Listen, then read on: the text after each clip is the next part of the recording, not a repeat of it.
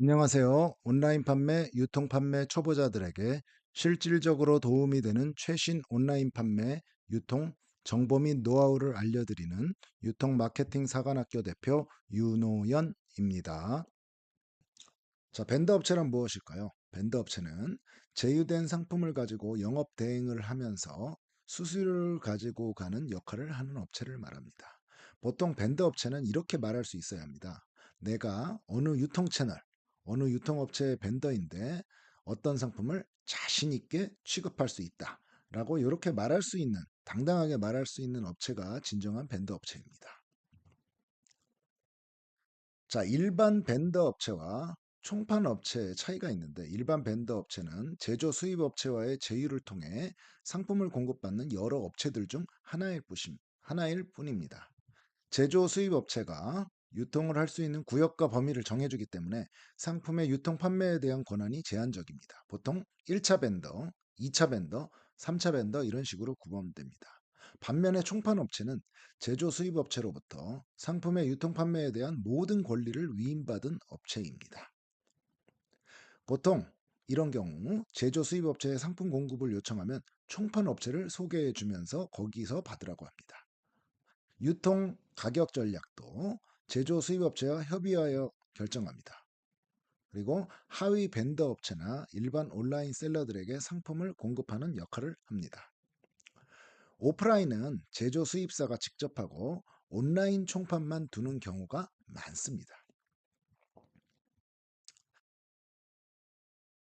온라인 벤더 업체와 오프라인 벤더 업체도 약간 차이가 있습니다.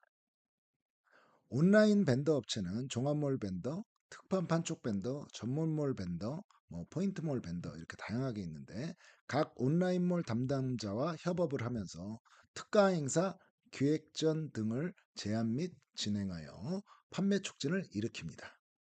오프라인 벤더 업체는 이마트 벤더, 롯데마트 벤더, 롯데백화점 벤더, CU 벤더 이런 식으로 있는데 각 오프라인 대형 유통업체 담당자와 업무를 진행합니다. 주로 신상품 입점과 행사 진행 업무를 진행합니다.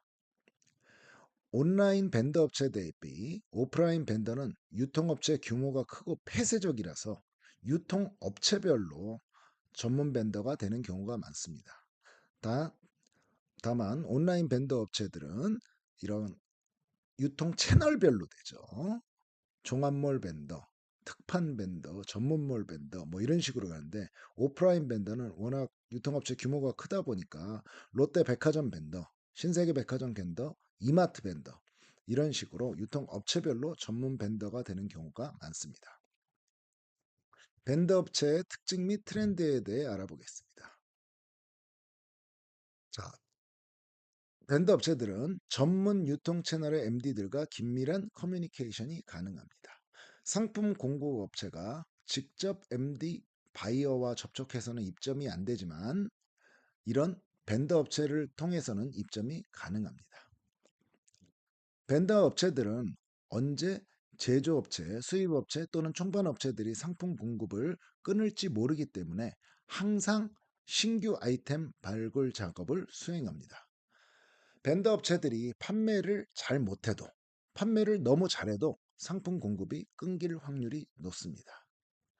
벤더 업체가 상품을 너무 잘 팔아서 시장을 키워 놓으면 제조 수입 업체가 벤더 업체를 제끼고 직접 판매를 하는 경우가 아주 많습니다. 그렇기 때문에 벤더 업체들은 직접 수입하든지 OEM 생산을 통해 나만의 상품을 만드는 것을 항상 염두에 두고 있어야 합니다. 또한 이런 벤더 업체들은 산전수전을 다 겪어서 강한 멘탈을 가지고 있습니다.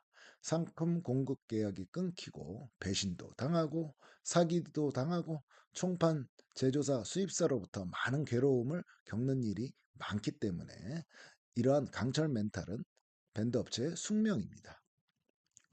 다음으로 보통 벤더 업체들은 기본 유통 채널이 있어서 상품 소싱에만 집중을 합니다. 마케팅이나 브랜딩을 할 줄 몰라서 크게 성공하기가 힘듭니다. 특히 오래된 벤더들이 그렇죠.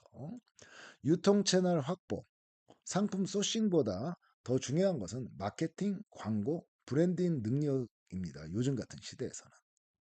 그런데 단순히 기존 유통 벤더들처럼 하다 보면 그 수준에서 머물게 되는 경우가 아주 많이 있습니다. 벤더 업체들이 상품 기획이나 마케팅, 광고, 브랜딩 실력 향상에 매진해야 한 단계 올라갈 수가 있습니다. 최근에 젊은 사람들이 하는 신생 유통기획사가 가장 성공합니다. 이들은 마케팅, 광고, 브랜딩을 잘하기 때문에 똑같은 상품을 유통해도 기존 벤더 업체들보다 성공할 확률이 더욱 높습니다. 이들은 처음에는 남의 상품 유통하다가 결국은 자기 상품을 런칭합니다. 그러면서 한두 개 상품 성공시키다 보면 그 다음은 과거의 성공 경험 및 스토리에서 업그레이드해서 새로운 상품을 진행해서 큰 대형 업체가 되는 경우가 많습니다. 현재 오프라인 대형 유통 벤더 업체들은 오랜 역사를 가진 끈끈한 인맥을 바탕으로 하는 업체가 많습니다. 해당 유통업체의 퇴직 임직원, 특수관계인, 오너 친인척, 낙하산 업체 등등등이 바로 그것입니다. 그렇기 때문에 할인점, 편의점, 체인 슈퍼, 백화점 등의 신규 벤더 업체 자격을 획득하는 것은 정말 어렵습니다. 이런 대형 유통업체도 직거래 원칙이기 때문에 밴드 업체를 계속해서 줄이고 압축해 나가고 있는 트렌드이기 때문입니다. 요새는 온라인 밴드 업체들이 다시 오프라인 유통으로 나가는 트렌드입니다. 그 정도로 지금 상황이 어렵습니다. 끊임없이 유통 채널을 확대해 나가야 밴드 업체들은 생존할 수 있습니다. 밴드 업체의 성장 전략에 대해 알아보겠습니다. 밴드 업체들은 다양한 카테고리에 최대한 많은 상품을 판매해 보면서 경험을 쌓아야 합니다. 실패도 하고 성공도 하면서 효자 상품을 발굴하게 됩니다. 처음에는 단품당 매출이 적더라도 최대한 많은 상품을 취급하여 이러한 성공한 상품들이 모이면 매출이 커지는 것을 추구해야 합니다. 그리고 특정 유통 채널의 전문 벤더가 되어야 합니다. 그러기 위해서는 해당 채널 MD들이 관심이 있을 만한 상품을 꾸준히 제안해야 합니다. 좋은 상품을 계속 제안하다 보면 도리어 MD가 상품을 찾아달라고 요청도 합니다. 이런 단계까지 가야 진정한 전문 벤더가 되는 것입니다. MD들도 바쁘고 귀찮기 때문에 실력 있는 벤더 업체를 필요로 합니다. 근데 이런 실력 있는 벤더가 많지 않으니까 문제죠. 보통 제조업체나 수입업체는 최대한 많은 유통 채널에 진입하여 상품을 판매해야 하나 벤더 업체는 관리의 어려움과 거래상의 위험 때문에 자신 있는 전문 채널부터 시작하여 하나하나 전문 채널을 늘려나가는 것에 집중해야 합니다. 제조업체, 수입업체 같은 경우는 유통 채널에 다양한 요구에 대응이 가능하지만 벤더 업체는 이런 대응에 한계가 있기 때문입니다. 여하튼 이렇게 전문 채널을 확장하다 보면 제조 수입사로부터 총판 업체 요청이 오게 돼서 한 단계 성장하게 됩니다. 유통 채널은 흥망성쇠가 있기 때문에 계속 새로운 전문 유통 채널을 발굴해야 하는 게 밴드 업체들의 숙명입니다. 다음은 전시회, 박람회, 세미나, 각종 교육 모임 등을 통해 숨어있는 우수 중소기업의 상품들을 발굴하여 유통 마케팅을 잘하여 중소기업 히트 상품을 만들어야 합니다. 밴드 업체가 이런 사례를 많이 만들다 보면 제조 수입 업체들이 몰려들게 됩니다. 나중에는 밴드 업체가 몰려드는 상품 중에 선별해서 고르는 단계에 이르게 되면서 총판 업체로 나아가게 됩니다. 결국 내가 밴드 업체로서 브랜드가 되는 단계에 이르러야 합니다. 내가 브랜드가 되면 CJ몰, 옥션, G마켓, GS샵, 특판, 공동구매 어딜 가도 어떤 상품이라도 공급할 수 있습니다. 상품이 좋고 나쁘고 성을 설명할 필요 없이 해당 유통 채널의 MD들이 나라는 브랜드 때문에 내 상품을 내가 가지고 간 이 공급업체의 상품을 입점시키게 됩니다. 이런 단계까지 이르러서야 진정한 밴드 업체라고 할 수가 있습니다. 다음은 총판업체의 특징 및 트렌드에 대해 알아보도록 하겠습니다. 총판업체는 제조 수입업체로부터 유통 판매 권한을 독점적으로 위임받아 직접 유통하든지 벤더 도매업체나 온라인 셀러에게 상품을 공급하는 역할입니다.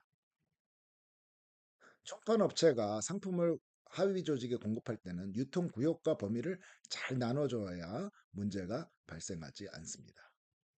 총판업체가 본인이 직접 유통 판매도 하면서 하위 벤더 도매 온라인셀러를 운영할 때는 하위 조직들이 원활히 판매할 수 있도록 가격을 흐리는 일, 한마디로 본인만 최저가로 파는 일이 절대 없어야 합니다. 이게 무너지면 하위의 벤더 도매 온라인셀러들이 다 떠나가게 됩니다.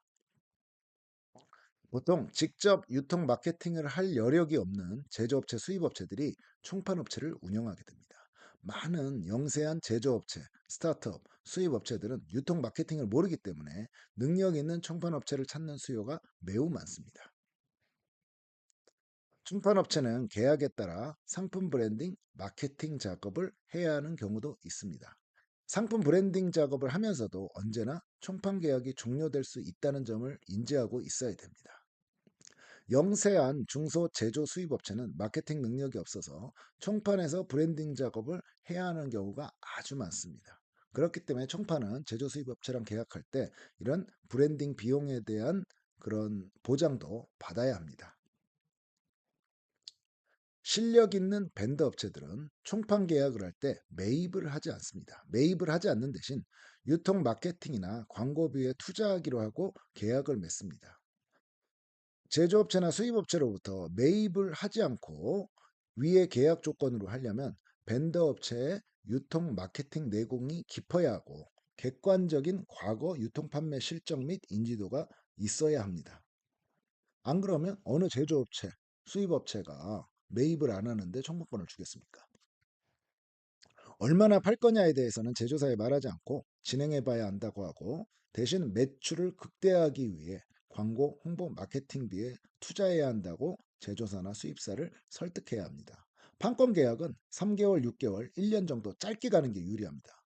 만약 1년 이상 계약한다고 하면 매출이나 수익에 목마른 제조사, 수입사가 상품의 시장 가격을 흔들고 계약을 깨버릴 여지가 아주 많습니다. 그래서 계약은 짧게 가야 됩니다. 실제로 유통시장에서는 너무 잘 돼도 너무 안 돼도 계약이 잘 지켜지지 않습니다. 이걸 명심해야 됩니다. 오프라인 기반의 제조 수입 업체는 오프라인은 직접 하고 온라인만 총판을 주는 경우가 많습니다. 제조 수입만을 전문으로 하는 업체들은 초기에는 여러 벤더 업체들을 활용하다 똘똘한 업체를 골라서 온라인, 오프라인 따로따로 총판을 주든지 합쳐서 전체 총판을 주는 경우가 많습니다. 이게 트렌드입니다. 총판 업체 미래 전략에 대해 알아보도록 하겠습니다. 총판 업체는 항상 본인만의 상품을 준비해야 됩니다.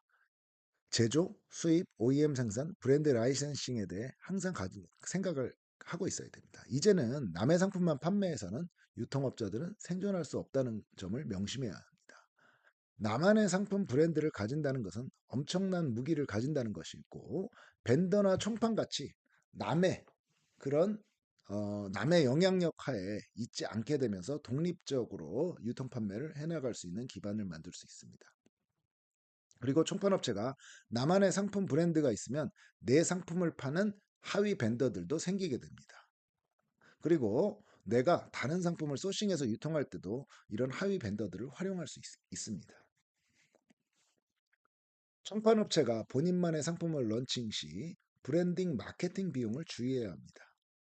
만약 내 상품들을 하부에 많은 벤더들이 수많은 유통 채널에 노출시켜 준다고 하면 블로그, SNS 등에 쓰는 브랜딩 마케팅 비용을 줄여야 합니다. 왜냐하면 벤더들이 노출을 다 시켜주는데 내가 또 중복으로 많이 비용을 투자할 필요는 없으니까요. 그리고 매출 및 수익이 발생하지 않는 상황에서는 모든 비용을 최소로 조절해야 합니다. 나만의 상품이나 브랜드는 무리하게 추진하지 말고 적절한 기회가 왔을 때 추진해야 합니다. 마음이 급해서 상황도 안 좋고 여력도 안 되는데 나만의 상품을 브랜드를 많은 비용을 들여 무리하게 진행하는 출판업체가 있는데 아주 주의해야 됩니다. 그래도 여하튼 앞으로는 나만의 상품이나 브랜드가 없으면 총판 같은 대형 유통업체도 미래가 없습니다. 그래서 결국은 나만의 상품 브랜드를 꼭 가져야 합니다. 유튜브 아래 댓글창에 있는 링크를 클릭하시면 온라인, 오프라인 유통 마케팅 마스터 클래스 총 20시간 68강 온라인 동영상 강의를 5개월간 무제한 들으실 수 있고 강사인 저에게 5개월간 무제한 1대1 코칭을 받으실 수 있습니다.